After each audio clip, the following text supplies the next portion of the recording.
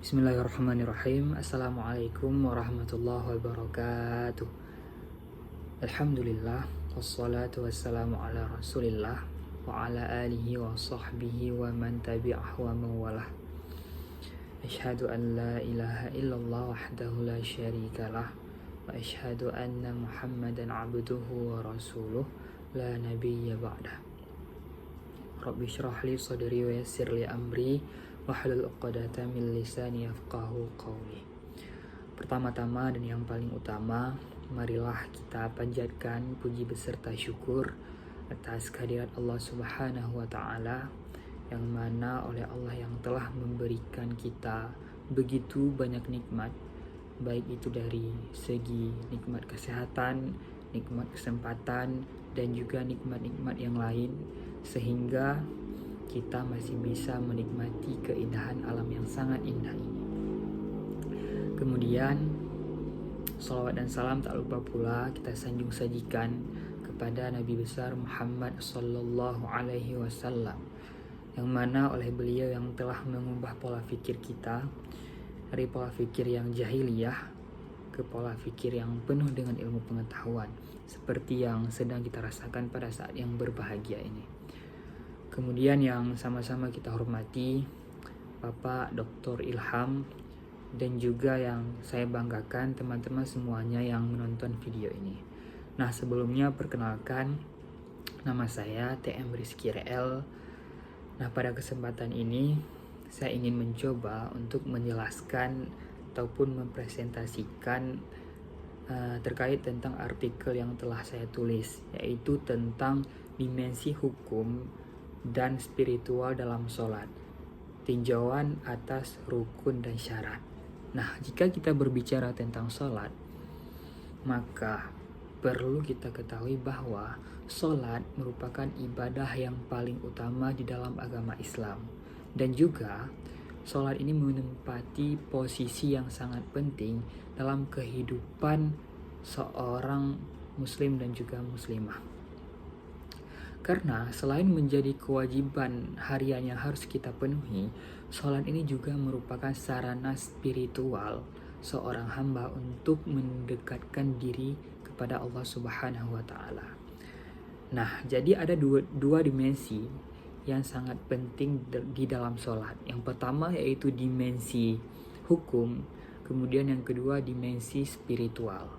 Yang mana dua dimensi ini itu berperan dalam memberikan pemahaman yang menyeluruh tentang esensi dan juga praktik dalam ibadah sholat ini. Nah, pada kesempatan ini saya akan mencoba untuk menjelaskan kepada teman-teman tentang dimensi hukum sholat dan juga dimensi spiritual sholat. Jadi yang pertama yaitu dimensi hukum sholat. Jika kita berbicara tentang hukum sholat, maka hukum mengerjakan sholat adalah fardhu ain. Apa itu fardhu ain? Jadi fardhu ain adalah kewajiban yang diwajibkan oleh Allah terhadap setiap umat muslim. Contoh, sholat. Jadi ketika kita mengerjakan sholat ini, maka kita akan mendapatkan pahala. Begitu pula sebaliknya, ketika kita meninggalkan sholat, maka kita akan mendapatkan dosa. Sebagaimana Allah itu pernah berfirman di dalam Quran surah An-Nisa ayat 103, yang artinya sesungguhnya sholat itu adalah kewajiban yang telah ditentukan waktunya atas orang-orang yang beriman. Dan juga Nabi Muhammad SAW pernah bersabda, yaitu as-salatu imaduddin, faman aqamaha faqad aqamaddin, wa man tarakaha faqad hadamaddin. Yang artinya yaitu sholat itu adalah tiang agama. Jadi barang siapa yang mendirikan sholat, maka seolah-olah dia itu mendirikan agama. Begitu pula sebaliknya, barang siapa yang meninggalkan sholat, maka seolah-olah dia itu merobohkan agama. Nah, jadi di dalam hukum sholat ada dua hal yang sangat penting kita perhatikan, yaitu rukun sholat dan juga syarat sah sholat, yang mana dua hal ini akan menentukan apakah sholat yang kita kerjakan itu sah ataupun tidak. Nah, yang pertama itu rukun sholat. Apa itu yang dimaksud dengan rukun? Jadi rukun adalah sesuatu yang harus kita lakukan, yang harus ada ketika kita melakukan suatu hal tersebut. Contoh, sholat. Jadi ada hal yang di dalam sholat itu yang menjadi rukun, yang mana rukun tersebut harus kita lakukan. Jika kita tidak melakukan rukun tersebut, maka sholat kita itu tidak sah. Jadi singkatnya itu rukun sholat adalah sesuatu yang harus ada ketika kita mengerjakan sholat. Nah, seperti itu. Jadi rukun sholat itu ada beberapa hal. Yang pertama yaitu niat. Apa itu niat? Jadi di dalam kitab Safinatun Najah, di situ ada dijelaskan an-niyatu qasdu syai'in muqtaranan bi fi'lihi. Jadi niat adalah mengkasat sesuatu yang disertai dengan perbuatan. Contohnya niat sholat. Jadi ketika kita ingin melaksanakan sholat, jadi ada beberapa ulama yang mengatakan niat itu harus kita hadirkan ketika kita melaksanakan takbiratul ihram. Nah, jadi ketika kita mengucapkan lafaz Allahu Akbar, nah di situ kita memasukkan niatnya. Nah, jadi ada pendapat yang lain yang mengatakan niat itu tidak mesti yang seperti itu. Jadi ada yang satu lagi mengatakan niat itu cukup sebuah rencana saja. Contoh, jika kita lagi di warkop, nah lagi minum kopi, jadi kita ada sebuah rencana. Contohnya kayak ini. Oke, ini setelah saya minum kopi, rencananya nanti mau sholat zuhur. Nah, jadi ada pendapat yang mengatakan seperti itu. Jadi niat itu tidak perlu yang di dalam hati, tidak perlu yang disertai dengan takbiratul ihram. Dia cukup dengan rencana saja. Nah, mungkin seperti itu. Kemudian yang kedua yaitu takbiratul ihram. Jadi takbiratul ihram ini adalah ucapan Allahu Akbar yang mana itu menandai dimulainya sholat. Kemudian yang ketiga yaitu ada berdiri bagi yang mampu. Nah, jadi perlu digarisbawahi, bagi yang mampu ini jika kita tidak sanggup berdiri, maka kita itu ada diberikan ruksah. Di ruksah itu adalah kelonggaran, jadi bisa duduk. Jika tidak sanggup duduk, bisa tidur. Jika tidak sanggup tidur, bisa dengan mengisyaratkan dengan mata. Jika tidak sanggup dengan mata, itu bisa dengan hati. Nah, kemudian rukun yang selanjutnya yaitu membaca Al-Fatihah. Kemudian ruku, kemudian i'tidal, kemudian sujud, dan juga tasyahud akhir. Dan yang terakhir yaitu salam. Dan juga ada tambahan yaitu tentang khilafiyah pendapat yang mengatakan bahwa ada satu lagi rukun sholat yaitu tumakninah. Jadi apa itu tumakninah? Tumakninah adalah berhenti sejenak di ketika kita mengerjakan rukun yang lain. Contoh, ketika kita melaksanakan sujud. Jadi ketika kita melaksanakan sujud itu ada satu rukun yang namanya tumakninah, berhenti sejenak. Jadi kita ketika sujud itu tidak langsung bangun, tapi ada berhenti sejenaknya. Nah, jadi itu ada sebagian pendapat yang mengatakan itu adalah rukun. Jadi kadar atau durasi kita berhenti sejenak itu dengan sempat kita mengucapkan subhanallah. Jadi ketika sujud kira-kira kita bisa durasinya setelah mengucapkan subhanallah itu udah dikira tumakninah. Baik, selanjutnya kita masuk ke yang namanya syarat sah sholat. Jadi apa itu yang dimaksud dengan syarat sah sholat?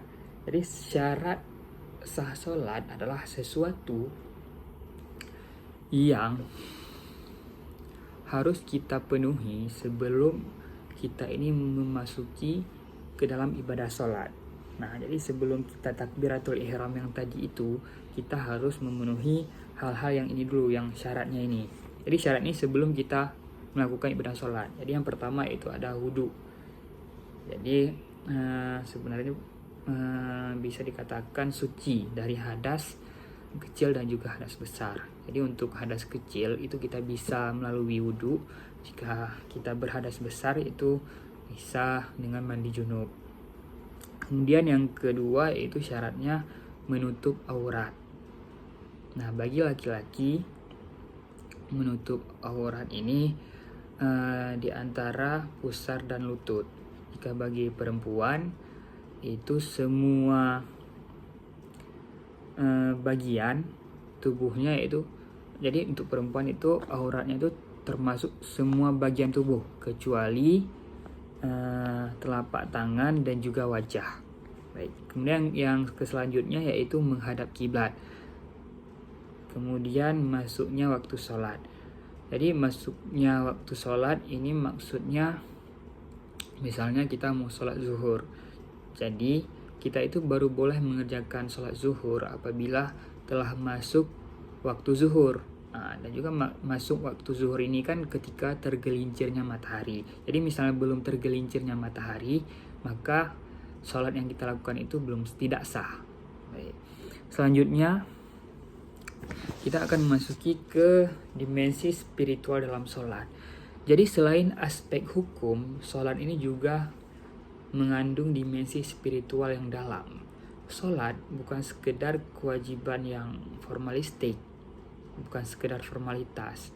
Jadi melainkan sholat ini juga sebagai sarana seorang muslim untuk berkomunikasi langsung dengan Allah Subhanahu wa taala.